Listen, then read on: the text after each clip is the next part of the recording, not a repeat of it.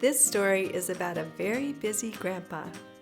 The title of this book is Grandpa the Music Executive.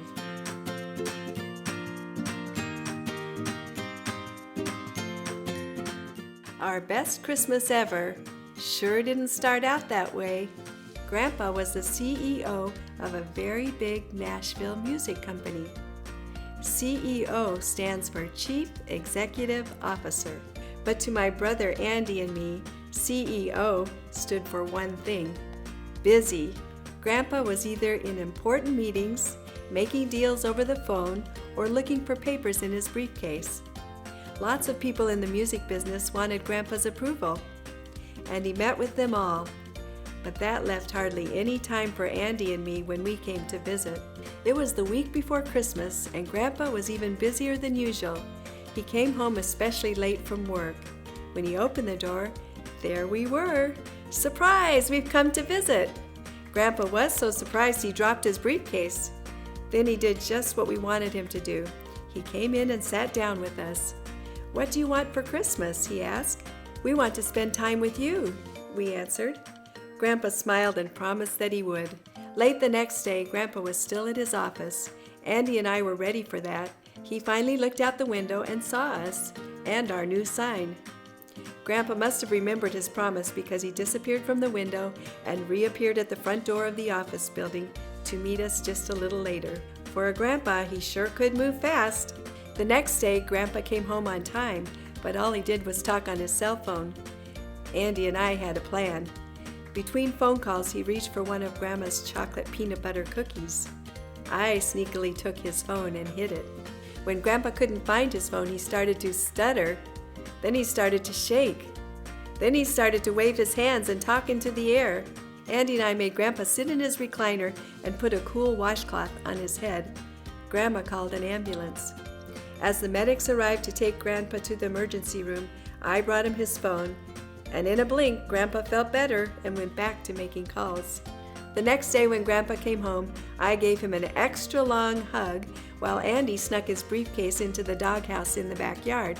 "You know what to do, Mako," he told Grandpa and Grandma's dog.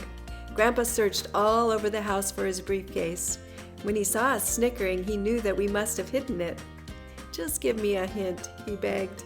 "Outside," Andy said with his special crooked smile that meant he knew a secret. Grandpa started to look in the backyard. When he came too close, Mako ran out of the doghouse with the briefcase. After a long chase, Grandpa collapsed in a snowdrift. Andy and I felt sorry for him, so we helped him inside and brought him his briefcase and a warm blanket by the fire. The next evening, Grandpa, late again, opened the door. We were not waiting for him with hugs and smiles. We were not there at all. Even Grandma was gone. Grandpa was worried and followed our footprints in the fresh snow that led him to a small house. Grandma, Andy, and I had taken Christmas cookies to the home of an unemployed songwriter.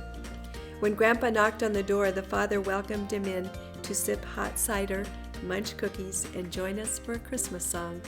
This family didn't have very much, but they were very happy and very kind. We made new friends. On the way home, Grandpa did not say a word. He even turned off his phone. He must have had a lot to think about. The next day was Christmas Eve. "Are you going to work again?" Andy asked. "Tomorrow's Christmas." "I know," said Grandpa, "but I have something at my office I have to do, and then I'm going shopping." "Can we come with you?" we begged. "Not this time," said Grandpa with a twinkle in his eye. To Andy and me, the minutes seemed like hours. Finally, we heard his car pull up. We hurried to open the front door, but no one was there. Something cold hit Andy on the top of the head. Another hit me in the stomach. Grandpa was throwing snowballs. We grabbed our coats and mittens on the way out. We threw snowballs at each other until our hands were cold and our lungs tired from breathing the cold air. Back inside, we sat by the fire. Grandma brought hot chocolate, and behind the chair was a bag of gifts Grandpa had bought while he was gone. We would take them to our new friends that evening.